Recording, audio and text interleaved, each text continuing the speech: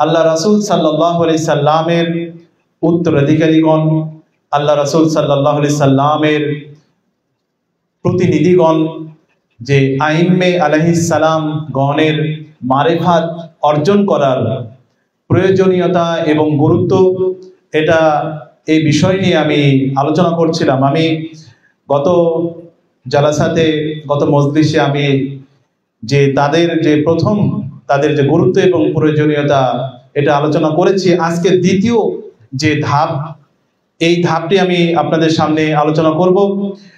দ্বিতীয় ধাপ, তাদের যে আমাদের প্রয়োজন, আমাদের ব্যক্তিগত জীবনে যে তাদের জন্য তাদের প্রয়োজন এবং তাদের প্রতি ঈমান আনা, তাদের মারিফাত অর্জন করা, এটা যে কতটা গুরুত্ব, এর দ্বিতীয় ধাপ হচ্ছে তারা আমাদেরকে বিভ্রান্তি এবং বাতিল পথ থেকে রক্ষা করার একমাত্র মাধ্যম।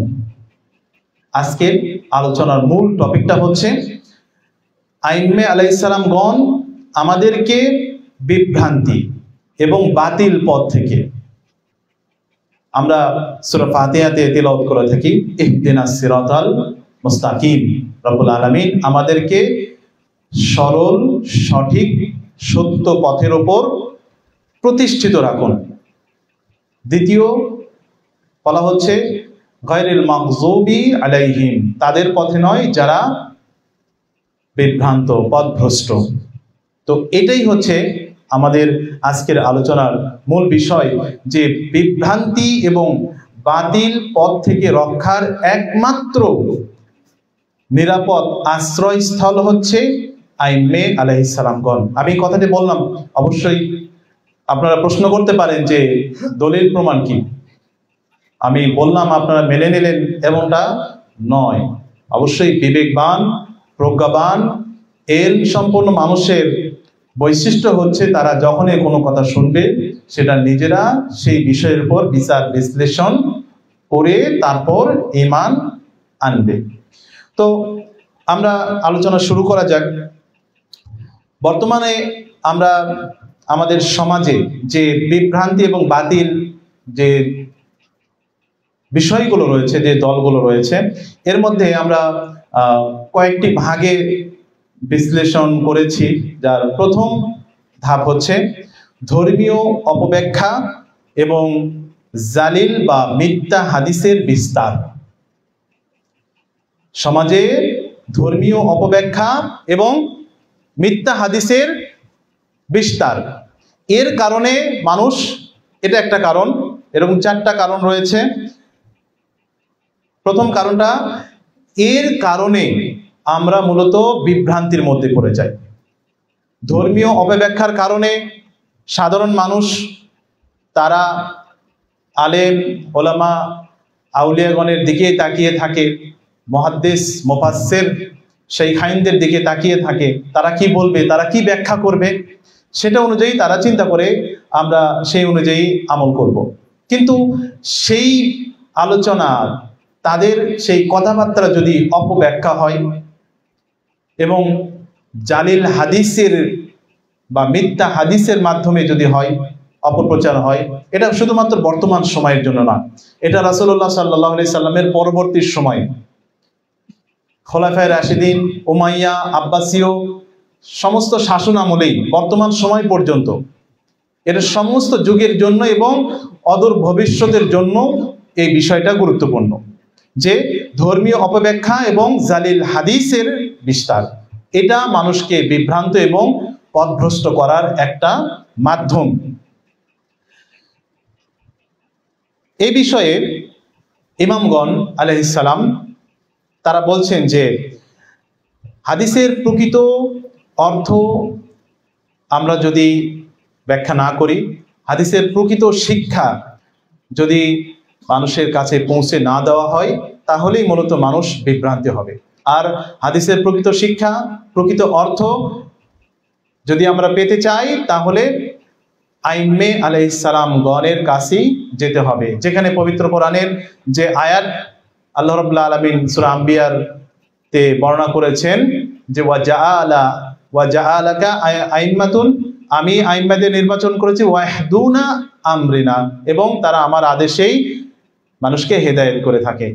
তাহলে এই আল্লাহ রাসূলের কথা, আল্লাহর পবিত্র কোরআনের কথার ব্যাখ্যা বিশ্লেষণ আমরা যদি নিজেদের মতো করে থাকি তাহলে সাধারণ মানুষ পথভ্রষ্ট হবে। এই কারণে যারা ব্যাখ্যা করার যোগ্যতা রাখে, যারা এই বিষয়ে কথা বলার উপযুক্ততা অর্জন করেছে মহান রব্বুল আলামিন যাদেরকে এই রাসিখুন, ইলমে রাসিখুন দান করেছেন, তারাই, তাদের কাছে যদি আমরা কোরআনের সঠিক ব্যাখ্যা বিশ্লেষণ, হাদিসের সঠিক ব্যাখ্যা বিশ্লেষণ যদি আমরা গ্রহণ করি তাহলে আমরা বিভ্রান্তি এবং গোমরাহ পথে আমরা যাব না। দ্বিতীয় যে গোমরাহের যে দ্বিতীয় যে ধাপটা এখানে বলা হচ্ছে, উগ্রবাদিতা এবং সন্ত্রাসের অপ-ইসলাম। সমাজে এবং লক্ষ্য করা যায় আইএস, আল কায়দা, তালেবান, জঙ্গি, বিভিন্ন যে সন্ত্রাসী গোষ্ঠীগুলো রয়েছে তারা মূলত ইসলাম ধর্মের, ইসলামের আয়াতের, কোরআনের আয়াতে রাসূলুল্লাহ সাল্লাল্লাহু আলাইহি সাল্লামের মুখ নিঃসৃত বাণীর অপব্যাখ্যার মাধ্যমেই মানুষকে বিভ্রান্ত করে। তারা যখন মানুষকে হত্যা করার জন্য যুবকদেরকে উৎসাহিত করে, তারা তখন কোরআনের আয়াত থেকে জিহাদের আয়াতগুলোই তেলাওয়াত করে। রাসূলুল্লাহ সাল্লাল্লাহু আলাইহি সাল্লামের কাছ মুখ নিঃসৃত বাণী তাদেরকে বলে যুবকদেরকে উৎসাহিত করে মানব হত্যা করার জন্য। তাহলে এটা কেন হয়? এটাও মূলত ওই অপব্যাখ্যা এবং অপবিশ্লেষণ জালিল হাদিসের মাধ্যমে। তো ইমামগণের কাছে যদি আমরা না যাই তাহলে মানব হত্যা, মানুষকে হত্যা করা, এটা এই যে উগ্রবাদিতা, মানুষের মধ্যে উগ্রতা সৃষ্টি করা, মানুষের মন মানসিকতাকে অন্যের প্রতি বিষিয়ে তোলা, এটা হয়ে যাবে। 3 নাম্বার যে বিষয়টা রয়েছে আধুনিকতাবাদ ও ধর্ম বিমুখতা। এটাও আমাদের সমাজে মানুষকে বিভ্রান্তির দিকে নিয়ে যায়। অতি আধুনিকতা এবং ধর্ম বিমুখতা, এখানে বর্তমানে সমাজের বেশিরভাগ যুবকরা বিশেষ করে মনে করে এখন ধর্ম হচ্ছে একটা গোঁড়ামি বিষয়, ধর্মের ভিতরে কোনো আধুনিকতা নেই, কোনো বিজ্ঞান নেই, এটা একটা চিরাচরিত সেই 1450 বছরের পুরনো একটা ট্র্যাডিশন মাত্র। আসলে কি তাই? ধর্ম কি শুধুমাত্র 1450 বছরের পুরাতন একটা সিস্টেম? না, ইসলাম ধর্মের মধ্যেই রয়েছে উচ্চ আধুনিকতা এবং বিজ্ঞান। যদি আমরা একটু প্রমাণ হিসেবে দেখি, ষষ্ঠ ইমাম, ইমাম জাফর সাদিক আলাইহিস সালাম, সালাওয়াত পাঠ করি আমরা, সাল্লি আলা মুহাম্মদ ওয়া আলি মুহাম্মদ ওয়াজিল ফারাজাহুম। যে ইমাম জাফর সাদিক আলাইহিস সালাম, তিনি তার মদিনার এই জীবনে ইসলাম প্রচার প্রসারণায় তিনি যে কাজগুলো করেছেন, ইতিহাসে 3 থেকে 4 হাজার ছাত্রের সংখ্যা উল্লেখ রয়েছে যেখানে তাদেরকে তিনি শিক্ষা দান করেছেন, তাদেরকে তিনি ফিকহ শিক্ষা দিয়েছেন, তাদেরকে তিনি উসুল শিক্ষা দিয়েছেন, তাদেরকে তিনি হাদিস শিক্ষা দিয়েছেন, তাদেরকে তিনি তাফসির শিক্ষা দিয়েছেন। শুধু কি ধর্মীয় বিষয় শিক্ষা দিয়েছেন? ধর্ম থেকে ইমাম জাফর সাদিক আলাইহিস সালাম তিনি পরমাণু বিজ্ঞানের শিক্ষাও তাদেরকে দিয়েছেন, পদার্থ বিজ্ঞানের শিক্ষা দিয়েছেন, এবং তাদেরকে রক্ত চলাচল, মানুষের যে শারীরিক কাঠামো, এই রক্ত চলাচলের শিক্ষা দিয়েছেন, জ্যোতির্বিদ্যার শিক্ষা দিয়েছেন, এবং অণু কণার শিক্ষাও তিনি দিয়েছেন, যেগুলো এখন বর্তমানে আধুনিক বিজ্ঞানে যেগুলোকেই ওই বিষয়গুলোকে রিসার্চ করে আরো উন্নত করছে, নতুন করে কোনো নতুন বিষয় তারা নিয়ে আসতে পারেনি, যে যা কিছু ইমাম জাফর সাদিক আলাইহিস সালাম দিয়ে গিয়েছেন তার ছাত্রদের মাঝে। তাহলে এখানেও যে 3 নাম্বার যে বিষয়টা আমরা এখানে লক্ষ্য করলাম, যদি আধুনিকতাবাদ এবং ধর্ম বিমুখতার যদি একটা কারণ হয়, এর বিপরীতে ইমামগণ আলাইহিস সালাম আমাদেরকে আধুনিক দিকে নিয়ে যাচ্ছেন এবং বিজ্ঞানের দিকেই, ধর্ম যে বিজ্ঞানের সাথে, ইসলাম যে বিজ্ঞানের সাথে সম্পর্কিত, এই দিকে আমাদেরকে নিয়ে যাচ্ছেন। এবং চতুর্থ যে পয়েন্টটা এখানে উল্লেখ করা হয়েছে, আত্মিক শূন্যতা এবং মানসিক অস্থিরতা। তো এই বিষয়ে এখন বিশ্বের যদি আমরা একটু লক্ষ্য করি, উন্নত বিশ্বগুলো, জাপান, বিশেষ করে জাপানের দিকে যদি আমরা লক্ষ্য করি, সেখানে আত্মহত্যার প্রবণতা অনেক বেশি। ইউরোপে যদি আমরা তাকাই, সেখানেও এই আত্মহত্যার জন্য আইনই পাশ করা হয়েছে। কেউ যদি চায় নিজের থেকে, সে নিজেই নিজেকে শেষ করতে পারে, আইন তৈরি করা হয়েছে। তো আত্মিক শূন্যতা, মানুষের ভিতরে যদি রুহানিয়াত না থাকে, মানুষের ভিতরে যদি আত্মিক বিষয় না থাকে, তাহলে মানুষ এই মানসিক অস্থিরতার দিকে যাবে, ডিপ্রেশনের দিকে যাবে, আত্মহত্যা দিকে যাবে, মানসিক দুর্বলতা, পরিবারের প্রতি অনাস্থা, উদ্দেশ্যহীন জীবনযাপনের দিকে চলে যাবে। কিন্তু এর বিপরীতে যদি আমরা লক্ষ্য করি, ইমামগণ আলাইহিস সালাম আমাদেরকে এই বিষয়গুলোর পূর্ণ সমাধান আমাদেরকে দিয়েছেন। একবার আমরা সালাওয়াত পাঠ করি। সালাওয়াত একটু আস্তে হচ্ছে, জোরে সালাওয়াত পাঠ করা উচিত আমাদের। আল্লাহুম্মা সাল্লি আলা মুহাম্মাদ ওয়া আলি মুহাম্মাদ ওয়াজিল ফারাজাহুম।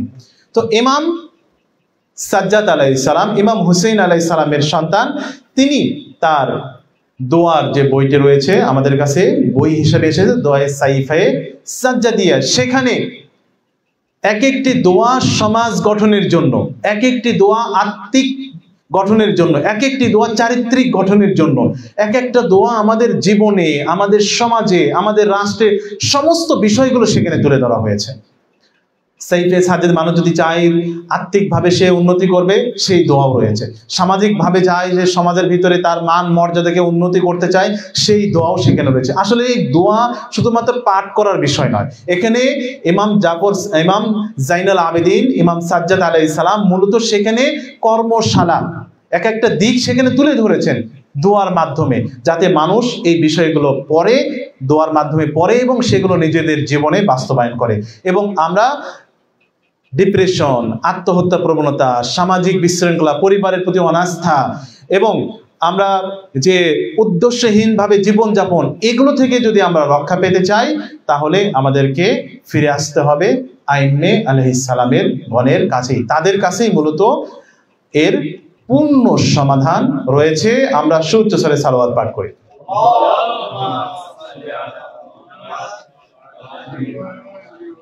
এখন প্রশ্ন হতে পারে যে ইমামগণ আলাইহিস সালাম, আমরা সমাজে বর্তমান বিশ্বে আমরা চারটা বিভ্রান্তির মূল কেন্দ্র আমরা লক্ষ্য করলাম।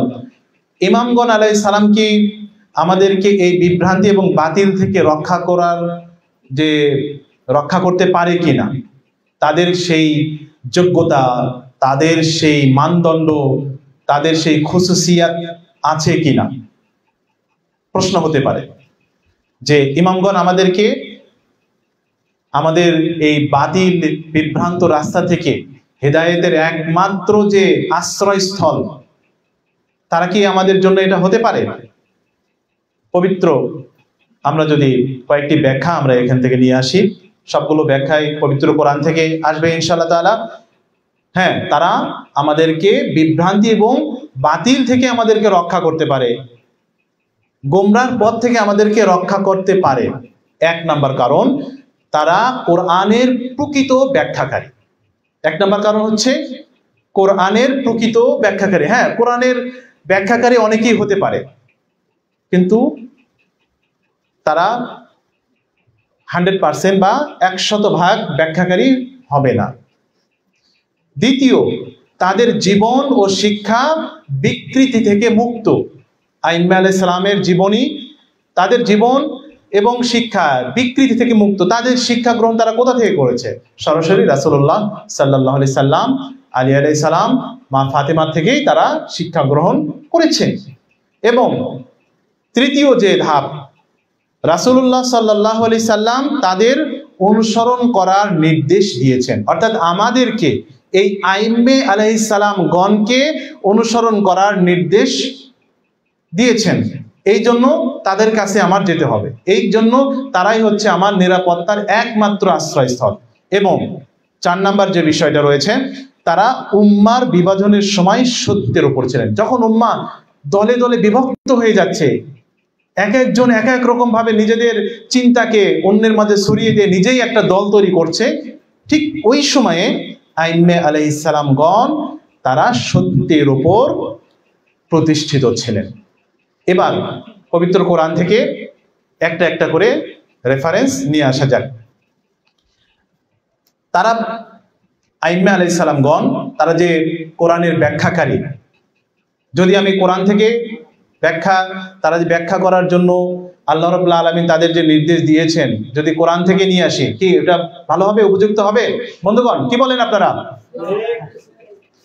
পবিত্র কোরআনে সূরা আল ইমরান আয়াত নাম্বার 7, সূরা আল ইমরান। আমরা সবাই কোরআন পড়ি, কিন্তু একটু এই বিষয়গুলো, গুরুত্বপূর্ণ বিষয়গুলো আমাদের একটু মনে রাখা দরকার। সূরা আল ইমরান আয়াত নাম্বার 7, আল্লাহ রাব্বুল আলামিন এখানে বলছেন, আউযু বিল্লাহি মিনাশ শাইতানির রাজিম, বিসমিল্লাহির রহমানির রহিম। আয়াতটি অনেক বড়, আমি জাস্ট আমাদের প্রয়োজনীয় অংশটুকু এখানে নিয়েছি। ওয়ামা ইয়ালামু তা'বিলাহু ইল্লাল্লাহ, আল্লাহর কোরআনের তাবিল, ব্যাখ্যা কেউই করতে পারে না। এখানে ইল্লা নিয়ে আসা হচ্ছে, ওয়ামা, কেউই এটা ব্যাখ্যা করতে পারবে না, তাবিলা, এই কোরআনের ব্যাখ্যা কেউই এটা করতে পারবে না। তার মানে কি হলো, এখানে প্রথমে সবাইকে মাইনাস করা হয়েছে। আমরা কোরআনের ব্যাখ্যাকারী নিজেদের বলি, কিন্তু আমরা মাইনাসে রয়েছি। কারা করতে পারবে? এরপর হচ্ছে ইল্লা, ব্যতীত আল্লাহ। কে কোরআনের ব্যাখ্যাকারী কে হবেন? প্রথম আল্লাহ।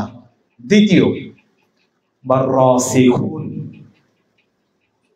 দ্বিতীয় ধাপের ব্যক্তিগণ হচ্ছেন ওয়ার রাসিখুন, আল্লাহ এবং রাসিখুন ছাড়া কোরআনের ব্যাখ্যাকারী কেউই হতে পারবে না।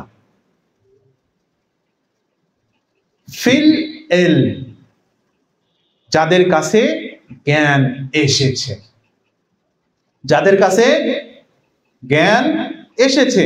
তাহলে আমরা এখান থেকে কি বুঝলাম?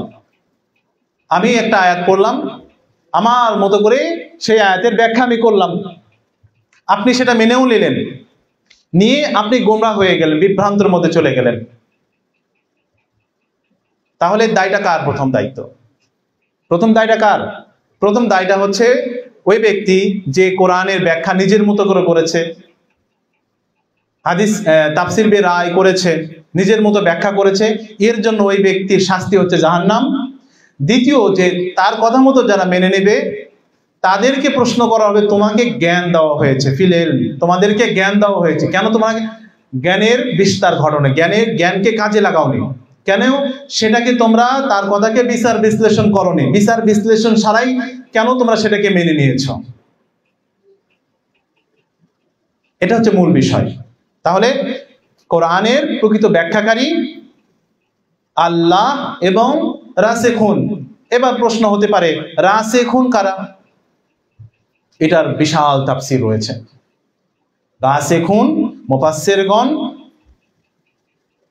এটার ব্যাখ্যায় বলছেন যে, সমস্ত মুফাসসিরগণ রাসিখুনের ফিল ইলমের ব্যাখ্যায় বলছেন, যাদের দৃঢ় জ্ঞান রয়েছে তারা হচ্ছেন আহলে বাইত আলাইহিস সালাম। সালাওয়াত পাঠ করি আমরা, সাল্লি আলা মুহাম্মাদ ওয়া আলে মুহাম্মাদ ওয়া আজ্জিল ফারাজাম। এবং এর পক্ষে দলিল হযরত ইমাম বাকের আলাইহিস সালাম, যিনি অসংখ্য মুফাসসিরের শিক্ষক, আইম্মে আলাইহিস সালামগণের মধ্যে পঞ্চম ইমাম।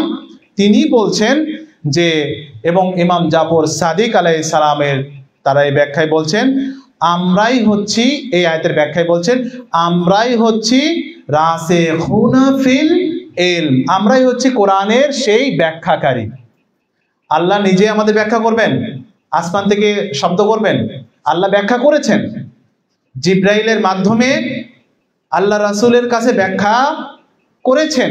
শুধুমাত্র কোরআনে যে আয়াত নাজিল হয়েছে এই পর্যন্ত কিন্তু সীমাবদ্ধ ছিল না। কোরআনের আয়াত ছাড়াও জিব্রাইল আমিন আলাইহিস সালাম অনেকবার, অসংখ্যবার রাসূলুল্লাহ সাল্লাল্লাহু আলাইহি ওয়াসাল্লামের সাথে কথাবার্তা বলেছেন। সবগুলো কোরআনের ভিতরে আসেনি। আমরা অনেক বিষয়গুলোকে সেগুলোকে হাদিসে কুদসি হিসেবেও নামকরণ করে থাকি, যেগুলো কোরআনে আসেনি সেগুলো হচ্ছে হাদিসে কুদসি। হাদিসে কুদসি ছাড়াও কি আর কিছু নেই? অর্থাৎ আল্লাহ রাসূল সাল্লাল্লাহু আলাইহি ওয়া আলিহি ওয়াসাল্লাম তার জীবদ্দশাতে তিনি যা কিছু বলেছেন সবকিছুই আল্লাহর কথা বলেছেন। তিনি যা কিছু বলেছেন সবকিছুই অর্থাৎ আল্লাহ তাকে শিখিয়েছেন, সেই কথাটাই তিনি বলেছেন। পবিত্র কোরআনের এর পক্ষেও আয়াত রয়েছে। তো প্রথম ধাপটা আমাদের কাছে পরিষ্কার হলো, রাসিখুনা ফিল ইলম, অর্থাৎ এটার ব্যাখ্যাকারী, কোরআনের ব্যাখ্যাকারী হচ্ছেন রাসূলুল্লাহ সাল্লাল্লাহু আলাইহি সাল্লাম এবং আইম্মে আলাইহিস সালাম গণ। দ্বিতীয় যে বিষয়টা আমাদের সামনে উপস্থাপন হয়েছে, তারা যে কোরআনের ব্যাখ্যাকারী, তাদের জীবন, তাদের শিক্ষা কি বিকৃত থেকে মুক্ত কিনা, তারা কি ভুল করতো কিনা।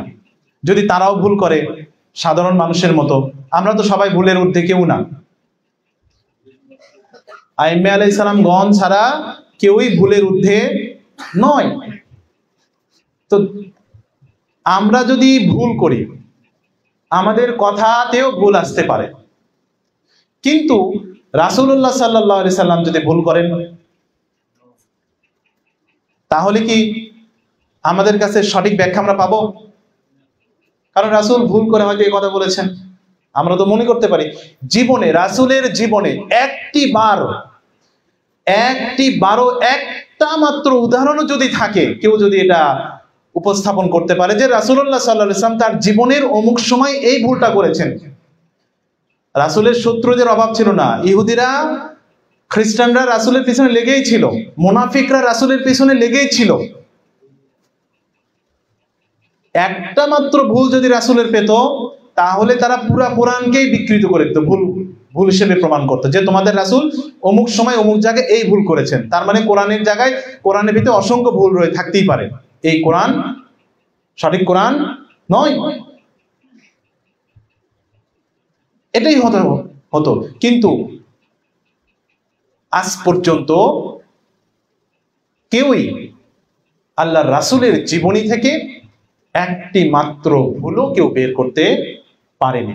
যদিও অনেকে চেষ্টা করেছেন রাসূলের জীবনে ভুল বের করার, কিন্তু সত্যিকার আল্লাহর রাসূলের অনুসারীগণ তারা সেগুলোকে মিথ্যা প্রমাণ করেছেন। তো আমি যে বিষয়টা বলতে চাচ্ছিলাম যে রাসূল এবং আইম্মে আলাইহিস সালাম গণ, তারা কি তাদের জীবনে কি ভুল থাকতে পারে? তারা কি ভুল করতে পারে? তারা কি ভুল শিক্ষা অর্জন করতে পারে? না, তারা ভুল করতে পারেন না, ভুল শিক্ষা অর্জন করতেও পারেন না। তাদের ভিতরে শিক্ষার, তাদের ভিতরে যে এই এলমের কোনো বিকৃতি নেই। যেটা আবারও রেফারেন্স যদি আমি নিয়ে আসি, সূরা আম্বিয়াতেই আবার যেতে হবে যে তাদেরকেই আল্লাহ নির্বাচন করেছেন এবং তাদের আল্লাহর আদেশেই তারা মানুষকে হেদায়েত করে থাকে। এছাড়াও তারা যে পবিত্র, এই পবিত্রতার বিষয়ে এই কোরআনের আয়াতটি আলহামদুলিল্লাহ এখানে যারা আমার সামনে উপস্থিত রয়েছেন সবারই মুখস্থ আছে আলহামদুলিল্লাহ। যে এখানে পবিত্র কোরআনের সূরা আহজাব 33 নম্বর আয়াতে আল্লাহ রাব্বুল আলামিন গ্যারান্টি দিচ্ছেন।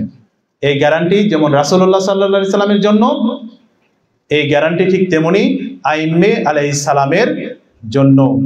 আল্লাহ রাব্বুল আলামিন বলছেন, বিসমিল্লাহির রহমানির রহিম, ইন্নামা ইউরিদুল্লাহু লিইউযহিবা আনকুমুর রিসা আহলাল বাইত ওয়া ইউতাহহিরাকুম তাতহীরা। আল্লাহ রাব্বুল আলামিন বললেন, আল্লাহ তো চান হে আহলাল বাইত, আল্লাহর চাওয়া এটা, আল্লাহ তো চান হে আহলাল বাইত, তিনি তোমাদের থেকে অপবিত্রতা দূর করে দিয়ে পরিপূর্ণরূপে পবিত্র করে দিন। বলি সুবহানাল্লাহ, জোরে বলি সুবহানাল্লাহ। আমি আস্তে সুবহানাল্লাহ বললে আপনারা জোরে বলবেন। এখানে এই আয়াতটি আমাদের কি প্রমাণ করে?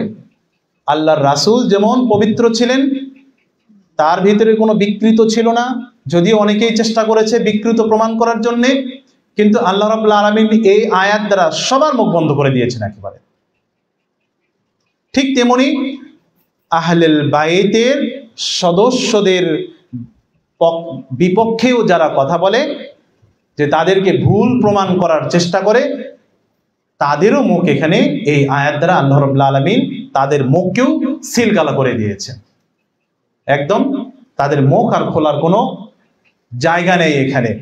যে ইন্নামা ইউরিদুল্লাহু লিইউযহিবা আনকুমুর রিজসা আহলাল বাইতি ওয়া ইউতাহহিরাকুম তাতহীরা। একবার আমরা সালাওয়াত পাঠ করি, মুহাম্মদ ওয়া আলে মুহাম্মদ ওয়া আজ্জিল ফারাজাহুম। আমি বারবার সময় দেখতেছি কিন্তু ঘড়ি কিন্তু নড়ে না।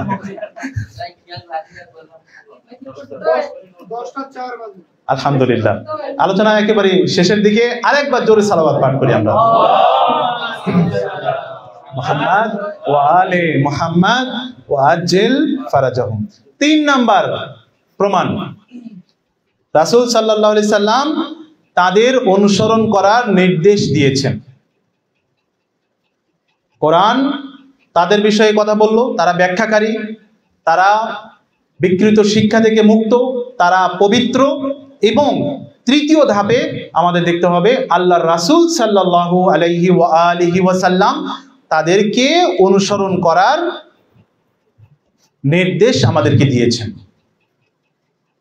আল্লাহর নির্দেশ, আল্লাহর রাসূলেরও নির্দেশ, দুইটা নির্দেশ এখানে এসেছে। এখান থেকে আমাদের খাস অর্থাৎ প্যাঁচ মারে যেটা বলা হয়, প্যাঁচ কেটে বা একটু বাঁকা দিকে হয়ে যুক্তি দিয়ে লজিক দিয়ে কোনোভাবে যাওয়ার কোনো আর অপশন নেই। যেখানে কোরআনের আয়াত এবং রাসূলের নির্দেশ থাকে সেখানে নিজের আর কোনো যুক্তি কাজে লাগে না। তখন যদি সেটাকে আমরা যুক্তি দ্বারা বিকৃত করার চেষ্টা করি, বুঝতে হবে এখানে কুফুরের পর্যায়ে পড়ে যায়। কুফুরের 4টা ধাপ রয়েছে। আমরা যে কাফের বলি, কাফের বা কুফুর, এর 4টা ধাপ রয়েছে। এর মধ্যে একটা ধাপ হচ্ছে সন্দেহ করা। আমি আজকে বললাম না, 4টা আপনাদের জন্য রেখে দিলাম। শোনার আগ্রহ থাকলে আগামী দিনেও আপনারা আসবেন। কুফুরের 4টা ধাপ রয়েছে, এর মধ্যে একটা ধাপ হচ্ছে বিকৃত অর্থাৎ সন্দেহ করা কোনো বিষয়। তো সন্দেহ কোথায়? ব্যক্তিগত জীবনে, আমার জীবনে, অন্যদের জীবনে আমরা করতেই পারি, কিন্তু কোরআন, আল্লাহ রাসূলের মুখ নিঃসৃত বাণী, সহিহ আখবার, সহিহ হাদিস, এগুলোর বিষয়ে কোনো সন্দেহ করা যাবে না। তো রাসূলুল্লাহ সাল্লাল্লাহু আলাইহি সাল্লাম এখানে সহিহ মুসলিমে হাদিসটা এসেছে, তিরমিজিতে হাদিসটা এসেছে, হাকিমের মুসনাদ আহমদ, এই অনেকগুলো হাদিস গ্রন্থেই এই হাদিসটা এসেছে, যেখানে রাসূলুল্লাহ সাল্লাল্লাহু আলাইহি ওয়া সাল্লাম বলছেন, ইন্নী তারিকুম ফিকুমুস সাকালাইন, নিশ্চয়ই আমি তোমাদের জন্য 2টা ভারী জিনিস রেখে যাচ্ছি, কিতাব আল্লাহ, আল্লাহর কিতাব, ওয়া ইত্রাতি আহলিল বাইতি, আমার রক্তজ বংশধর, আমার আহলিল বাইত, মা ইন তামাসসাকতুম বিহিমা লান তাজিল্লু বাদি আবাদা। রাসূলুল্লাহ সাল্লাল্লাহু আলাইহি সাল্লাম বলছেন, তোমরা যতক্ষণ পর্যন্ত এই 2টা জিনিস শক্তভাবে আঁকড়ে ধরবে, বুকের সাথে আঁকড়ে ধরবে, ততক্ষণ পর্যন্ত তোমরা পথভ্রষ্ট হবে না। এই কথাগুলো বলার উদ্দেশ্য কি? এই প্রমাণগুলো নিয়ে আসার উদ্দেশ্য কি? একটাই মাত্র উদ্দেশ্য, আমরা যেন সিরাতাল মুস্তাকিমে থাকতে পারি, শয়তান যেন আমাদেরকে গোমরাহ করতে না পারে। আমাদের থেকেও বড় মুফাসসির, বড় জ্ঞানী কিন্তু শয়তান। আমাদের থেকেও বড় জ্ঞানী শয়তান। আমরা নিজেদেরকে যতই জ্ঞানী ভাবি না কেন মনে মনে, তার থেকেও বড় জ্ঞানী শয়তান। তো শয়তান কিন্তু আমাদের বিভ্রান্ত করার জন্য লেগেই রয়েছে। যেই ব্যক্তি বিভ্রান্তর মধ্যে রয়েছে, শয়তানের তার পিছনে সময় নষ্ট করার প্রয়োজন আছে? তার তো সময় নষ্ট, তার পিছনে তো ইনভেস্ট করার কোনো প্রয়োজন নাই। যেই ব্যক্তি চায় যে সিরাতুল মুস্তাকিমে যাবে, কোরআনে সূরা ইয়াসিনে 60 নম্বর আয়াতে আল্লাহ রাব্বুল আলামিন এটাই বলছেন, শয়তান দাঁড়িয়ে থাকবে সিরাতুল মুস্তাকিমের রাস্তায়, সোজা রাস্তার সামনে শয়তান দাঁড়িয়ে থাকবে। সেই রাস্তায় যে যাবে সেই তাকে বিভ্রান্ত করবে। সূরা ইয়াসিন 7 নম্বর আয়াত আপনারা খুলে পড়ুন। আর কি লাগে? আর কিছু লাগবে? তো আমাদেরকে, আমি যদি বুঝতে পারি আমি বিভ্রান্ত হচ্ছি, আমাকে বিভ্রান্ত করার চেষ্টা করা হচ্ছে, তাহলে বুঝতে হবে আমি সঠিক রাস্তায় আছি। যদি দেখা যাচ্ছে যে শয়তানের আনাগোনাও আমার সাথে নেই, কোনো আমার ব্রেনের উপরে কোনো এলহাম আসে না, শয়তানের কোনো এলহাম আমার উপর আসতেছে না, তাহলে বুঝতে হবে আমি শয়তানের রাস্তায় ঠিক মতোই আছি। শয়তান কিন্তু মানুষের ব্রেনে কিন্তু এলহাম করে, কোরআনের আয়াত আছে। মানুষের ব্রেনের উপরে আল্লাহ যেমন এলহাম পাঠায়, শয়তানও ঠিক তেমনি মানুষের ব্রেনে এলহাম পাঠায়, ওয়াসওয়াসা, যেটা আমরা শয়তানের ক্ষেত্রে আমরা ব্যবহার করেছি ওয়াসওয়াসা। শয়তান মানুষের ব্রেনের উপরে ওয়াসওয়াসা দেয়। চিন্তা করতে হবে কোন জায়গায় তার হাত। যদি বুঝতে পারি যে আমাকে ওয়াসওয়াসা দিচ্ছে, তাহলে বুঝতে আমি সিরাতুল মুস্তাকিমে আছি। আর যদি শয়তানের ওয়াসওয়াসা আমার কাছে নেই, আমি আমার মতো খাচ্ছি, যাচ্ছি, ঘুমাচ্ছি, জীবন যাপন করছি, তাহলে বুঝতে হবে আমি শয়তানের রাস্তায় ঠিক মতোই আছি। একবার সালাওয়াত পাঠ করি, আল্লাহুম্মা সাল্লি আলা মুহাম্মাদ ওয়া আলি মুহাম্মাদ ওয়া আজিল ফারাজাহুম। তো আমি 3 নম্বর যে পয়েন্টটা বললাম, যে আল্লাহ রাসূল আমাদেরকে নির্দেশ দিয়েছেন আইম্মে আলাইহিস সালাম গণকে আনুগত্য করার, তাদের কথাবার্তা আমাদের মেনে চলা। আমরা যদি তাদের কথাবার্তা মেনে চলি, এটা তাদের কোনো লাভ আছে? বরং আমাদের নিজেদের লাভের জন্যই, আমাদের নিজেদের ভালোর জন্যই মূলত আমরা তাদেরকে আনুগত্য করব। 4 নাম্বার যে প্রমাণ, উম্মাহ, মুসলিম উম্মাহ যখন বিভিন্ন দলে দলে বিভক্ত হচ্ছিল, ওই সময়ে তারা আইম্মে আলাইহিস সালামগণ সত্যের ওপর প্রতিষ্ঠিত ছিলেন। পবিত্র হাদিস থেকে বর্ণিত হয়েছে, আল হক ক্বালা রাসূলুল্লাহ সাল্লাল্লাহু আলাইহি ওয়া আলিহি ওয়াসাল্লাম, আল হক মাল আলী ওয়া আলিয়ুন মাল হক। এই হাদিসটা কারোই সাধ্য নেই অস্বীকার করা, সবাই হাদিসকে মেনে নেয়। বলা হচ্ছে হক আলীর সাথে, আলী হকের সাথে। অর্থাৎ আলী ছাড়া মানুষ নিজেদের মতো করে যত দল তৈরি করছে, সবগুলোই হচ্ছে বিকৃত। এখানে একটাই কথা, হযরত আলী ইবনে আবি তালিব আলাইহিস সালাম ছাড়া মানুষ যত দল তৈরি করছে, দল কি ফেরেশতারা এসে তৈরি করে দিয়েছে? এত বিভ্রান্ত, এত দল ফেরেশতারা তৈরি করেছে? মানুষ করেছে। মানুষ যত দল তৈরি করছে, এর বিপরীতে একজন ব্যক্তি দাঁড়িয়ে রয়েছে হকের উপর, সত্যের উপর, সেটা হচ্ছে আলী ইবনে আবি তালিব আলাইহিস সালাম। সালাওয়াত পাঠ করি আমরা, ওয়ালে মুহাম্মদ ওয়াজিল ফারাজাম। এরপরে আল ক্বালা রাসূলুল্লাহ সাল্লাল্লাহু আলাইহি ওয়া সাল্লাম, আল হুসাইনু মিন্নি ওয়া আনা মিনাল হুসাইন। রাসূলুল্লাহ সাল্লাল্লাহু আলাইহি সাল্লাম এই রাসেখুনদের সম্পর্কে বলছেন যে আমি হুসাইন থেকে, হুসাইন আমার থেকে। আবার এই হাদিসটা আলী আলাইহিস সালাম সম্বন্ধেও বলা হয়েছে, আলী মিন্নি ওয়া আনা মিন আলী। এই হাদিসটা মা ফাতেমা জাহরা সম্বন্ধেও বলা হয়েছে, মা ফাতেমাতুল মিন্নি ওয়া আনা মিন ফাতেমা। এই হাদিসটা ইমাম হাসান সম্বন্ধেও বলা হয়েছে, আল হাসানু মিন্নি ওয়া আনা মিনাল হাসান। এইভাবে 5 জন ব্যক্তির সম্বন্ধে এই হাদিসটা বলা হয়েছে। এবং শুধুমাত্র এই 5 জন নয়, ইমাম হোসেন আলাইহিস সালামের যে 9 জন সন্তান এই রাসেখুনদের মধ্যে রয়েছেন, 9 জন সন্তান সম্বন্ধেও এই হাদিসটা বর্ণিত হয়েছে। বর্তমান যুগের ইমাম মাহদি আলাইহিস সালাম সম্পর্কেও এই হাদিসটা বলা হয়েছে, আল মাহদিউ মিন্নি ওয়া আনা মিন মাহদি। সালাওয়াত পড়ি আমরা, মুহাম্মদ ওয়া আলে মুহাম্মদ ওয়া আজিল ফারাজাহুম। তাহলে 4টা বিষয় আমরা এই রাসিগণদের বিষয়ে আলোচনা করলাম। এরপরে তারা যে কোরআনের ব্যাখ্যাকারী, সত্যিকার অর্থে তারাই যে ব্যাখ্যাকারী, এ বিষয়ে কোরআনের আরো কয়েকটি আয়াত রয়েছে, আমি সংক্ষেপে আয়াতগুলো শুধু আপনাদের সামনে তুলে ধরব। সূরা তাওবার 119 নম্বর আয়াত আপনারা দেখেন। এখানে আল্লাহ রাব্বুল আলামিন আমাদেরকে উদ্দেশ্য করে বলছেন, বিসমিল্লাহির রহমানির রহিম, ফাসআলু আহলির যিকর ইন কুনতুম লা তা'লামুন। তোমরা আহলে যিকরকে জিজ্ঞাসা করো যা কিছু তোমরা জানো না। যদি তোমরা কোনো বিষয়ে কোনো জ্ঞান না থাকে তাহলে কাদের জিজ্ঞেস করতে হবে? আমাকে? সলিমদ্দি কাদেরকে জিজ্ঞেস করতে বলছেন আল্লাহ? আহলে যিকর। এই আহলে যিকরকে আল্লাহ রাসিখুন বলেছেন, আহলে যিকরে আহলেল বাইত বলেছেন। দেখি আর কি কি পাওয়া যায়। আহলে যিকরকে আল্লাহ ইয়াহদুনা বিআমরিনা বলেছেন। একই ব্যক্তিদেরকে আল্লাহ কত নামে এখানে কোরআনে পরিচয় করিয়ে দিয়েছেন, তারপরও কি আমাদের হুঁশ ফিরবে না?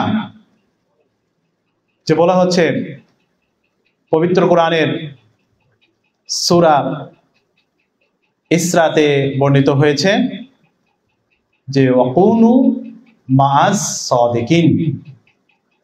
দুঃখিত, এটা রেফারেন্সটা একটু ভুল হয়ে গেল।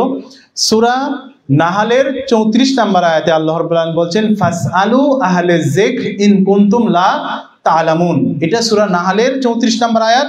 এবং সূরা তাওবার 119 নম্বর আয়াত হচ্ছে ওয়াকুনু মাআস সাদিকিন।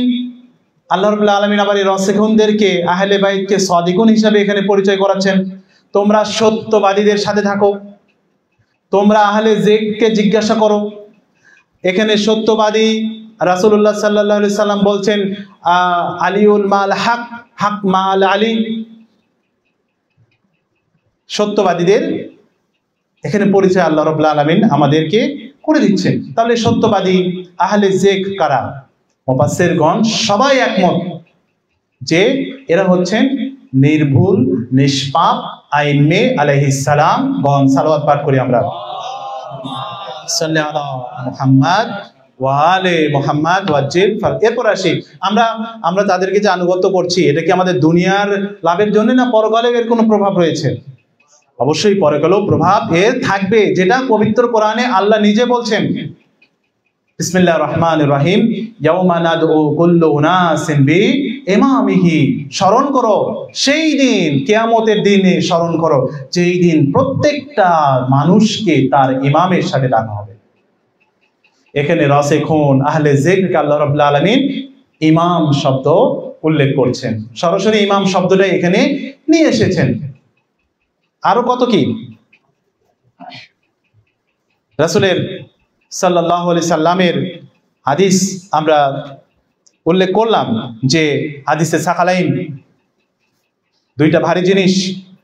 তারপর হাদিসে ইমামত যেটা বলা হচ্ছে, এই আয়াত আমি যে সূরা ইসরার আয়াতটা তেলাওয়াত করলাম, বনি ইসরাইলের 71 নম্বর আয়াত, যেটা বলা হচ্ছে স্মরণ করো সেই দিন যেই দিন মানুষকে ইমাম সহ রাখা হবে। এবং এই আয়াতের ব্যাখ্যায় রাসূলুল্লাহ সাল্লাল্লাহু আলাইহি সাল্লাম বলছেন, যেই ব্যক্তি তার যুগের ইমামকে না চিনে মারা যাবে সে জাহেলিয়াতের মৃত্যুবরণ করবে। তার মানে ইমাম সবারই থাকবে। কিয়ামতের দিনে প্রত্যেকটা মানুষকে ইমামের সাথে ডাকা হবে। সেটা হবে একদল হবে সত্য ইমাম, হক সাদিকিন, রাসিখুন আহলে যিকর, এরা হবে একদল। আর একদল হবে মানুষ যাদেরকে নিজেরাই নিজেদের ইমাম বানিয়ে নিয়েছে,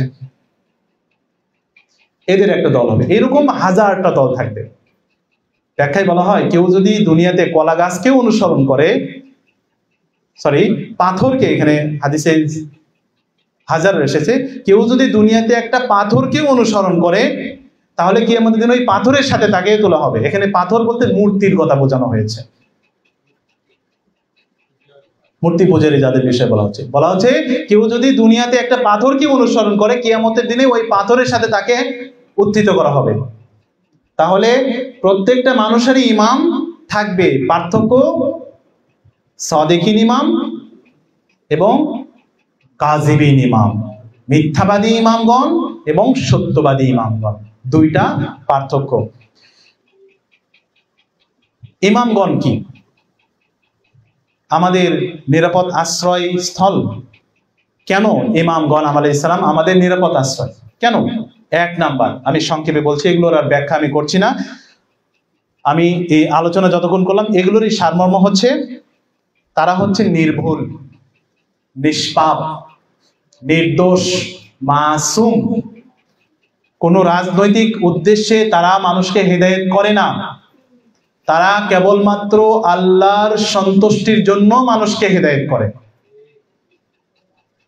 দ্বিতীয় পয়েন্ট, তাদের জীবন কোরআনের বাস্তব রূপ।